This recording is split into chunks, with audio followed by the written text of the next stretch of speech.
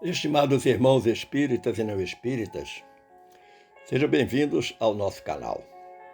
Inscreva-se, compartilhe, avalie.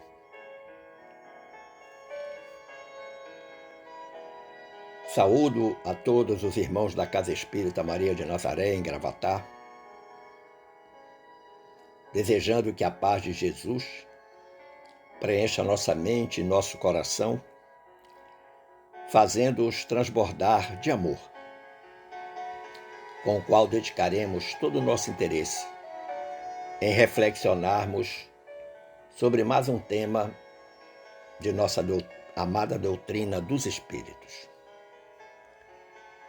Manda-lhes dizer a benfeitora Glorinha: se algo depõe contra nosso comportamento perante os irmãos em Cristo, é a renitente precipitação no julgamento dos fatos e das pessoas, associada ao velho costume de notar, primeiramente, as imperfeições alheias, enquanto as nossas dormitam no baú dos séculos. Foi-nos solicitado pela direção da casa conversarmos um pouco sobre o tema o argueiro e a trave no olho, objeto dos itens 9 e 10 do capítulo 10 do nosso Evangelho, cuja temática central é Bem-aventurados os que são misericordiosos. Razão, então, do pensamento da benfeitora. Como de praxe, escolhemos uma base evangélica e fomos encontrá-la no capítulo 7, versículos 3 a 5 do Evangelho de Mateus. Uma fala de Jesus. Disse o mestre: como é que vedes um argueiro no olho do vosso irmão, quando não vedes uma trave no vosso olho? Ou como é que dizeis ao vosso irmão: deixa-me tirar um argueiro do teu olho, vós que tendes no vosso uma trave? Hipócritas, tirai primeiro a trave do vosso olho, e depois, então, vede como podereis tirar o argueiro do olho do vosso irmão. Uma fala de Jesus absolutamente perfeita e que muitos de nós ainda praticam. Ainda estamos notando o cisco no olho do nosso irmão, do nosso próximo, e não percebemos a trave que tem nos nossos olhos. O contexto desse evangelho de Mateus nos remete aos capítulos 5, 6 e 7, que esses 3 capítulos do evangelho de Mateus abordam o ontológico Sermão do Monte. Este sermão é um discurso de Jesus que pode ser lido não apenas no Evangelho de Mateus, nesta sequência dos capítulos 5, 6 e 7, mas também no Evangelho de Lucas, com uma diferença. É que no Evangelho de Lucas, o Sermão do Monte está fragmentado, diluído, espalhado em vários capítulos ao longo do livro. Mas nestes discursos de Jesus, no Sermão do Monte, o mestre profere lições de conduta e moral, ditando os princípios que normatizam e orientam, ou que deveriam normatizar e orientar a vida cristã. Nós podemos considerá-los como um resumo do que Jesus disse a respeito do reino de Deus, do acesso ao reino de Deus e da transformação que esse reino pode produzir em cada um de nós. No Sermão do Monte, além de importantes princípios ético-morais, pode-se notar grandes revelações, pois aquilo que muitas vezes é tido como ruim, como desagradável diante de Deus, é o que verdadeiramente vai levar a todos nós à verdadeira felicidade.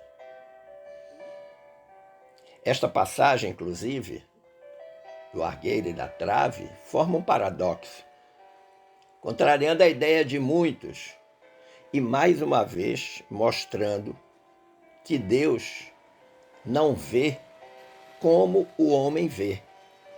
Ou seja, o olhar de Deus sobre as coisas, os fatos e as pessoas é completamente diferente do olhar humano. O homem vê a aparência, mas Deus sonda o coração. Conforme está registrado lá no primeiro livro de Samuel, no versículo 7 do capítulo 16. E a base doutrinária é o Evangelho segundo o Espiritismo, capítulo 10, itens 9 e 10. Capítulo 10, esse nós já informamos que é sobre bem-aventurados os que são misericordiosos. A grande lição. Todos sabemos que Jesus, o mestre por excelência, estava sempre atento a todos e a tudo, extraindo de cada fato da vida primorosas lições com as quais ele pretendia instruir os apóstolos e os discípulos na conquista do tão desejado reino dos céus. Jesus sempre se apropriou dos fatos e das circunstâncias da sua época para exercer o seu papel pedagógico, de mestre, de instrutor. O venerando irmão X, o espírito Humberto de Campos, narra uma cena extraordinária acerca da aplicação prática desta lição evangélica do argueiro e da trave no olho, uma cena vivida entre Pedro e Jesus. A narrativa desta cena é o capítulo 14 da obra mediúnica intitulada Contos e Apólogos. A obra, o livro, chama-se Contos e Apólogos. O capítulo é o 14. E o título, melhor dizendo, e o título do capítulo é A Lição do Discernimento. Exatamente isso, a lição do discernimento. Vamos ver o que nos diz então o irmão X, relatando, narrando este diálogo entre Pedro e Jesus. Ele começa assim: finda a cena brutal em que o povo pretendia lapidar a mulher infeliz na praça pública, Pedro, que seguia o Senhor de perto, interpelou-o zelosamente. O que é que Pedro vai dizer? Mestre, desculpando os erros das mulheres que fogem ao ministério do lar, não estaremos oferecendo apoio à devassidão? Abrir os braços no espetáculo deprimente que acabamos de ver não será proteger o pecado? Eu acho que todos se lembram dessa passagem evangélica. Trouxeram uma mulher que havia sido flagrada em adultério, e aí fizeram o desafio para Jesus. Olha, a lei de Moisés diz que mulher flagrada em adultério tem que morrer apedrejada. E o Senhor, o que é que diz? Jesus, então, abaixa-se, fica de cócoras, pega um graveto, começa a rabiscar na areia e diz a eles: aquele que não tiver nenhum pecado, atire a primeira pedra. E aí, um a um, eles vão saindo, primeiro os mais velhos, depois os mais jovens. e ficam finalmente Pedro e a mulher, perdão, Jesus e a mulher. E Jesus pergunta para ela: mulher, cadê os homens que queriam te apedrejar? E ela humildemente diz a ele: se foram, Jesus. E Jesus diz a ela: vai tu também, e não peques mais, para que não possa te suceder algo muito pior. Pedro e os discípulos estão observando essa cena. E aí Pedro faz essa pergunta aí a Jesus, né? Se desculpar os erros da mulher, se abrir os braços ao espetáculo, não é proteger o pecado, não é estimular a devassidão? Jesus meditou e respondeu. Deve ter olhado os olhos de Pedro. Simão, seremos sempre julgados pela medida com que julgarmos os nossos semelhantes. Então Jesus já começou como diz o popular, a bater firme na pergunta de Pedro. Sim, clamou o apóstolo irritado. Quando eu li essa narrativa aí do irmão X, né? Sim, clamou o apóstolo irritado, eu imagino que o Pedro não gostou da resposta. Seremos sempre julgados pela medida com que julgarmos. Mas o Pedro continuou dizendo, compreendendo a caridade que nos deve afastar dos juízos errôneos, mas porventura conseguiremos viver sem discernir? Então, olha a resposta. Simão, seremos sempre julgados. Sim, clamou o apóstolo irritado. Compreendo a caridade que nos deve afastar dos juízes errôneos. Mas, porventura, conseguiremos viver sem discernir? Uma pecadora trazida ao apedrejamento não perturbará a tranquilidade das famílias? Não representará um quadro de lama para as crianças e para os jovens? Não será uma incitação à prática do mal? Então a gente percebe que Pedro estava muito arraigado à lei mosaica, em que Pedro já está convivendo há algum tempo ali com Jesus. Ele ainda estava preso demais à lei mosaica. Aí diz o Humberto de Campos, ante as duras interrogações, o Messias observou sereno. Isso é o que chama atenção, né? Jesus não, usando a expressão regional, não se aperreava com a forma de ser dos discípulos. Observou a fala de Pedro, mas de forma serena, tranquila, branda. Ele era um exemplo de mansuetude. Jesus disse, quem poderá examinar agora o acontecimento em toda a extensão dele? Sabemos acaso quantas lágrimas terá vertido esta desventurada mulher até a queda fatal no grande infortúnio? Quem terá dado a esse pobre coração feminino o primeiro impulso para o despenhadeiro? E quem sabe, Pedro, essa desditosa irmã terá sido arrastada à loucura, atendendo a desesperadoras necessidades. Jesus apresenta então um cardápio de possibilidades pelas quais aquela mulher tinha se tornado uma mulher adúltera. Será que ela fazia aquilo exclusivamente pelo puro prazer? Ou por trás de tudo havia um grande sofrimento?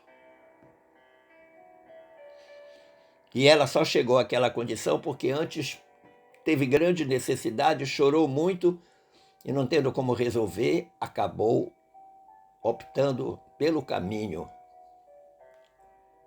do que o Pedro chama de devassidão para poder sanar as suas dificuldades. E Jesus, inclusive, diz a Pedro, quem terá dado a esse pobre coração feminino o primeiro impulso para o despenhadeiro? E quem foi o primeiro que a incentivou a fazer isso? O discípulo, diz Humberto de Campos. Contudo, no propósito de exalçar a justiça, acrescentou, O Pedro não se deu por vencido, em que pese a argumentação de Jesus.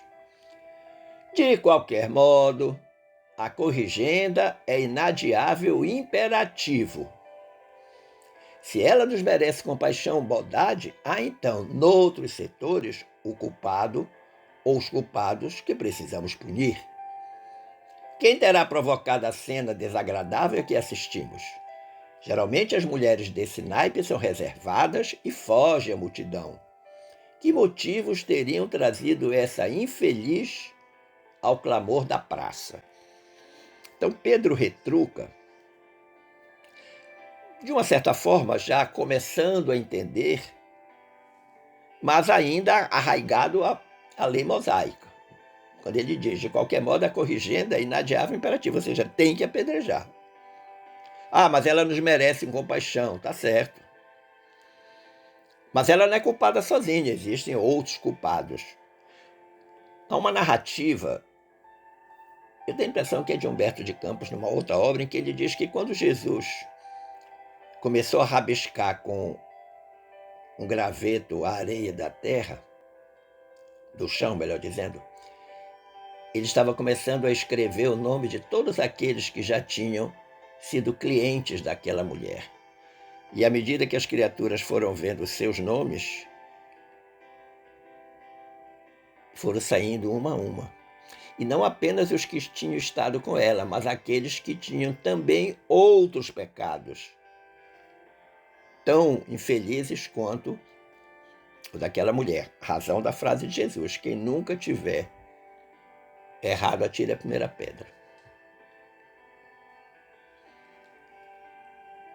Jesus sorriu complacente e tornou: quem sabe a pobrezinha andaria à procura de assistência. Porque o Pedro pergunta: que motivos teriam trazido essa infeliz ao clamor da praça? E Jesus retruca ele: se ela estiver procurando assistência. O pescador de Cafarnaum, diz Humberto de Campos, acentuou contrariado. O Pedro era duro na queda, ele já estava começando a ficar aborrecido. O responsável devia expiar semelhante delito. Sou contra a desordem, e na gritaria que presenciamos, estou convencido de que o cárcere e os açoites deveriam funcionar. O Pedro já está querendo punir, além da mulher, as criaturas que com ela estiveram, ou pelo menos a que esteve naquela cena em que ela foi flagrada. Aí vem uma parte muito interessante da narrativa. Nesse ponto do entendimento, velha mendiga que ouvia a conversação, caminhando vagarosamente quase junto deles, exclamou para Simão Pedro, surpreendido. Bom, então eles estão caminhando, né? Terminou lá a cena, a mulher foi embora, Jesus saiu com os discípulos, começa o diálogo de Pedro com ele, e vai uma criatura, uma velha mendiga, acompanhando o grupo e ouvindo tudo o que estava acontecendo, principalmente o diálogo entre Pedro e Jesus. Aí essa mulher, essa velha mendiga, vai dizer: Galileu bondoso, herdeiro da fé vitoriosa de nossos pais, graças sejam dadas a Deus, nosso poderoso Senhor. A mulher apedrejada é filha de minha irmã paralítica e cega. Moramos nas vizinhanças e vínhamos ao mercado em busca de alimento. Abeirávamos-nos daqui quando fomos assaltadas por um rapaz que, depois de repelido por ela em luta corpo a corpo, saiu a indicá-la ao povo para lapidação. Simplesmente porque minha infeliz sobrinha, digna de melhor sorte, não tem tido até hoje uma vida regular. Ambas estamos feridas, com dificuldade. Tornaremos para casa. Se é possível, Galileu generoso, restabelece a verdade e faze a justiça. Você conhecia essa parte da história, meu irmão, minha irmã? que nesse caminhar de Jesus com Pedro e os discípulos, vem uma criatura acompanhando eles e ouvindo a conversa, então intervém dizendo: olha, essa moça aí, esta mulher apedrejada, é minha sobrinha.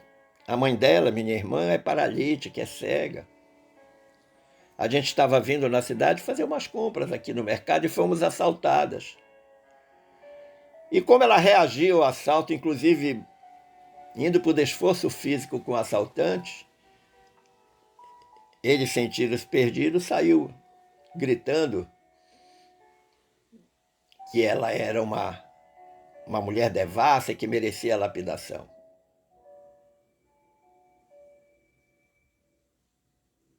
E ela pede, essa tia da moça, que se estabeleça a verdade e faz justiça. Aí o Pedro muda completamente a cena. E onde está o miserável? Gritou Simão, enérgico diante do mestre que o seguia, bondoso. Ali, informou a velhinha com o júbilo de uma criança reconduzida repentinamente à alegria. E apontou uma casa de peregrinos para onde o apóstolo se dirigiu, acompanhado de Jesus, que o observava sereno. Então a cena mudou toda, né? Agora vamos atrás do sujeito que tentou assaltar e que fez o escândalo denunciando a moça. Por trás de antiga porta escondia-se um homem trêmulo de vergonha. Pedro avançou de punhos cerrados, mas a breves segundos estacou, pálido e abatido. Nossa, o que será que aconteceu? Que o Pedro foi lá para esbofetear a criatura, esmurrar a criatura. De repente ele para, trava, fica pálido, fica abatido. Diz Humberto de Campos. O autor da cena triste era Efraim, filho de Jafar, pupilo de sua sogra e comensal de sua própria mesa. O Pedro deve ter desabado de vergonha, de tristeza. Efraim, filho de Jafar, pupilo de sua sogra, comensal de sua própria mesa. Alguém que convivia na intimidade da casa de Pedro, da casa da sogra de Pedro. Seguiram o Messias com piedosa atitude, diz Humberto de Campos.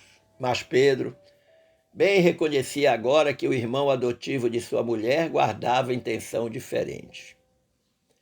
Angustiado, em lágrimas de cólera e amargura, Simão adiantou-se para o Cristo, à maneira do menino necessitado de proteção, e bradou: Mestre, mestre, que fazer?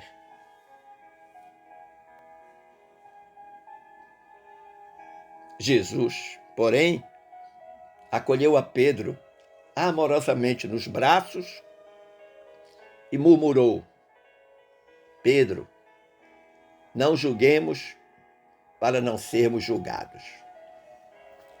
Aprendamos, contudo, a discernir, separar o joio do trigo, o bem do mal.